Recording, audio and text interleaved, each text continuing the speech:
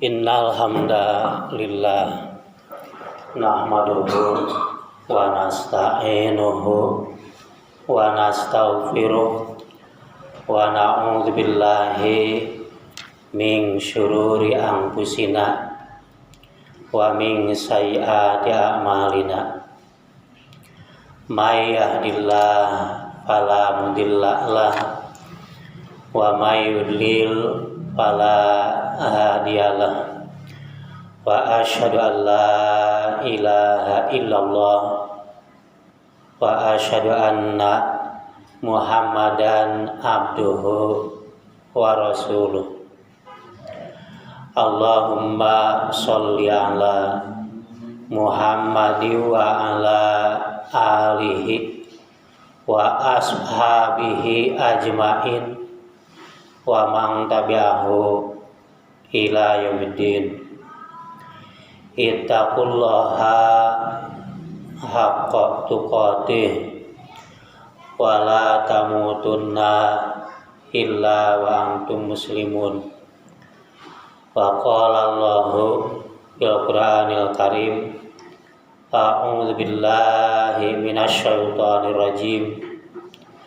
Bismillahirrahmanirrahim. Inna anzalnahu fi lailatul qadr wa ma adraka ma lailatul qadr. Lailatul qadri khairum min alfi syahr. Tanazzalul malaikatu warruhu fiha bi'izni rabbihim min kulli amr. Salamun hiya hatta matla'il fajr. Shadaqallahul azim. Jamaah Jumaah rahimakumullah.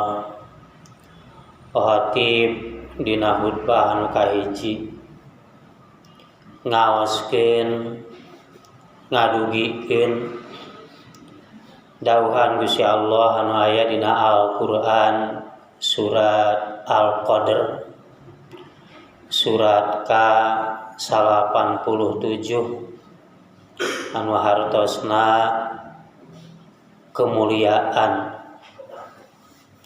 Tarjamahna saestuna kami Gusti Allah nurunkeun ngawahyukeun Al-Qur'an dina Lailatul Qadar, dina malam anu dimuliakeun.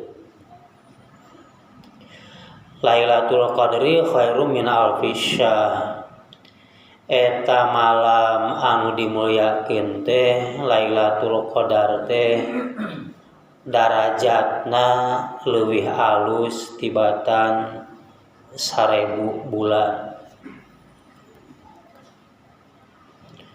Para malaikat turun oge malaikat Jibril kalawan izin Allah, kalawan masing-masing mawa tugas timantena di Gusti Allah. Sejahtera aman eta Lailatul Qadar teh dugikeun ka waktuna subuh. Jamaah Jumaah rahimakumullah. Sababaraha taun sateu acan Nabi Muhammad ku Gusti Allah diutus, eta zaman zulumat margi ti Nabi Isa ka Nabi Muhammad ratusan tahun pakeum kakosongan sehingga masyarakat jadi zulumat, kegelapan. Poekeun kumaha ngatur diri ngisian kahirupan, kumargi teu aya padoman anu langsung ti Gusti Allah. Kumargi oge kitab Injil diparikeun sehingga tos aya deui kitab anu langsung ti Gusti Allah. Jadi masyarakat kebingungan disebut oge sesat dina persoalan akidah. Masyarakat Quraisy, masyarakat Arab asli dugikeun ka nyaremah oge kana berhala. Masyarakat seperti di Syria anu jauh ti masyarakat Quraisy oge dikenal disebut Majusi nyaremah kana seuneu. Tah ieu dina kaayaan masyarakat anu zulumat, masyarakat jahiliyah, maka Gusti Allah nurunkeun Al-Qur'an dina hiji wengi anu ku Gusti Allah dipasihan darajat statusna anu leuwih alus tibatan 1000 bulan. Mantukna disebat alfi-syah 1000 bulan, tapi mafhum nama lain wungkul nempo kana mantuk ayat, tapi maksudna waktu anu tak terhingga. Rehna Lailatul Qadar kumargi kacida pisan saena diturunkeunana padoman ti Gusti Allah.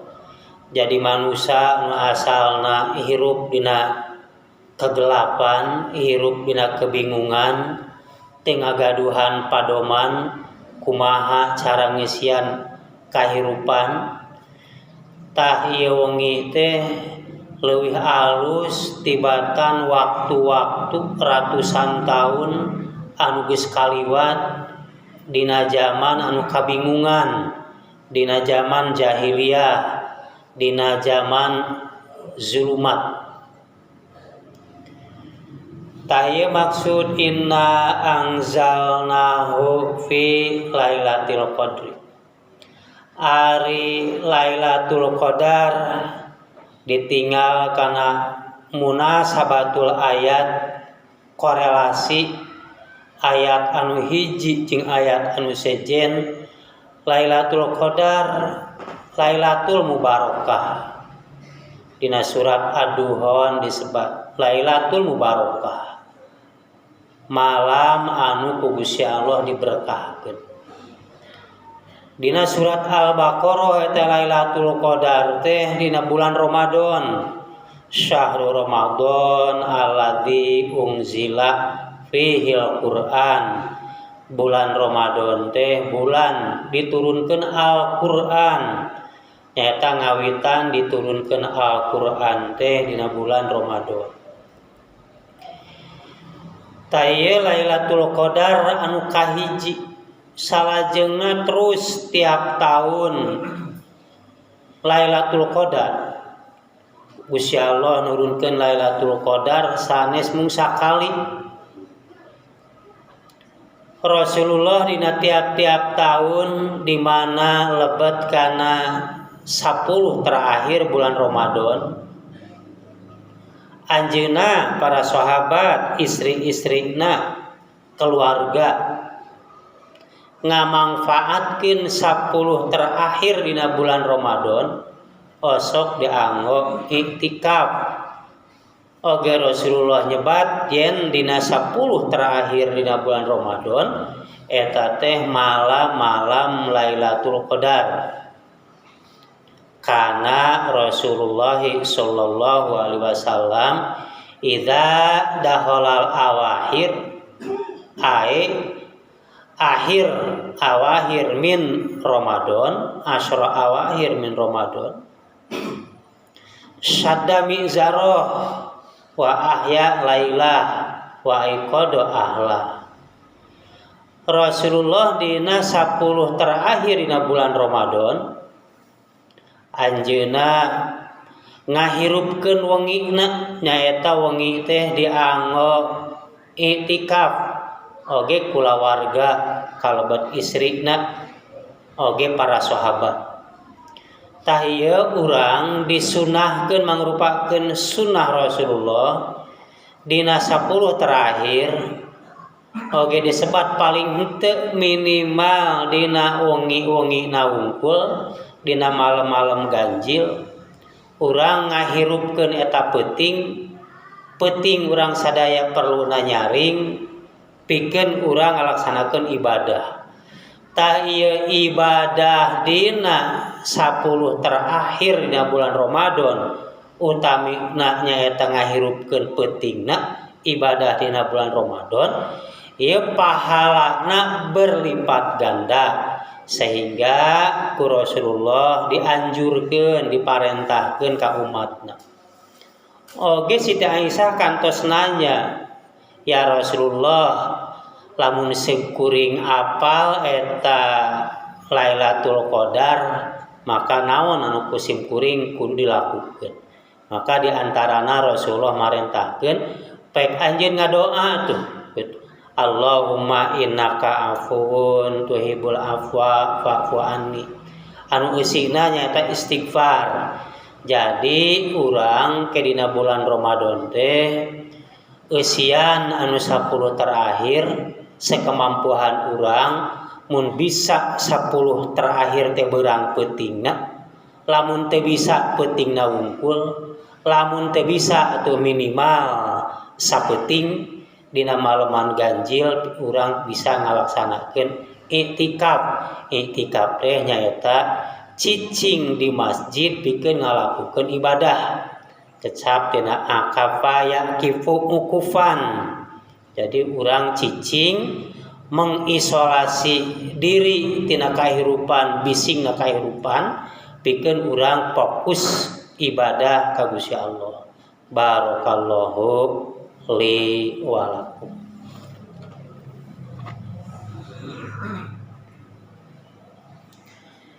Alhamdulillahirabbil alamin. Asyhadu an la ilaha illallah wa asyhadu anna Muhammadan abduhu wa rasuluh. Allahumma sholli ala Muhammadi wa ala alihi wa ashabihi ajmain wa man tabi'ahu ila yaumiddin. Ittaqullaha mastata'tum. Bismillahirrahmanirrahim. Qad aflaha man tazakka wa dzakara asma rabbih fasalla. Jamaah Jumaah rahimakumullah dina khutbah nu kadua khatib ngaoskeun anu aya dina Al-Qur'an surat Al-A'la ayat 14 sinareng ayat 15.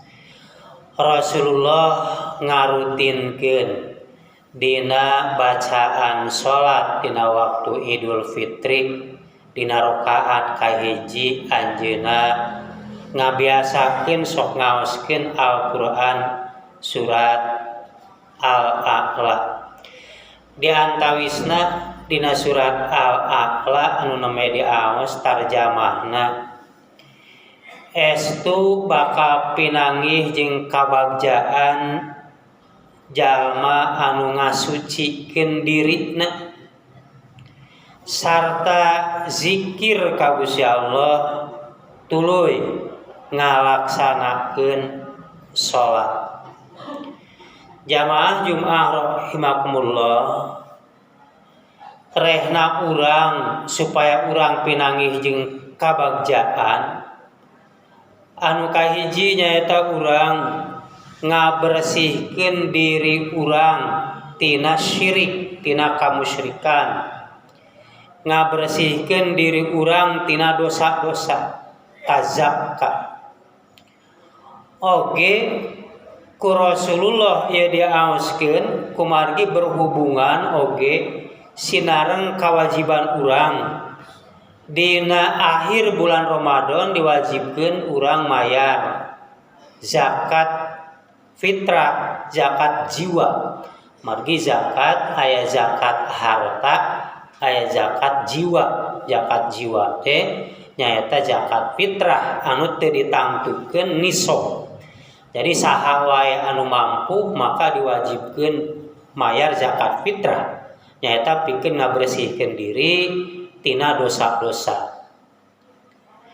Sarta wa dzakaros marobihi salilana zikir ka Gusti Allah di antarana dina Idul Fitri urang diparentahkeun pikeun ngalobakeun maca takbir. Dina Al-Qur'an surat Al-Baqarah ge dicarioskeun di mana pek itung ku anjeun sampurnakeun bilangan saumna walituk milul iddah walituk kabirullaha ala mahadakum. Pek anjeun takbir agungkeun Gusti Allah nuturkeun petunjuk ti Gusti Allah. Lajeng tos zakat fitrah tuluy diparentahkeun urang takbir fasolla laksanakeun salat dan tawisna nyaeta salat Idul Fitri.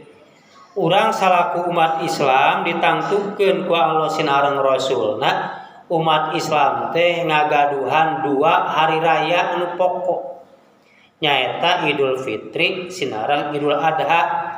Al fitru yauma yuftirun nas wal adha yauma yudahin nas.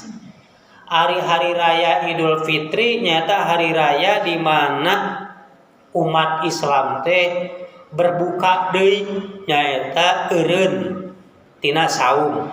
Poe eta wajib berbuka. Hari Idul Adha hari raya berkurban. Tah urang eusian ieu waktu-waktu anu ku Gusti Allah dianugerahkeun ka urang pikeun urang diantawisna berbagai macam peribadatan supados urang aya dina pangaridho Gusti Allah margi Gusti Allah nyiptakeun urang daya lain supaya urang teh beribadah ka mantemna. Jamaah Jumat rahimakumullah, terakhir urang ngadoa taqarrub ka Gusti Allah. A'udzu billahi minasyaitonir rajim. Bismillahirrahmanirrahim. Rabbana atina min ladunka rahmah wa hayyi lana min amrina rasyada. Rabbana la tu'akhidna in nasina aw akhtana. Rabbana wala tahmil alaina isran kama hamaltahu ala ladzina min qablina. Rabbana wala tuhammilna ma la taqata lana bih wa'fu 'anna waghfir lana warhamna anta maulana fangsurna alal qaumil kafirin. Aqulu qauli hadza astaghfirullah li wa lakum. Assalamualaikum warahmatullahi wabarakatuh. Allah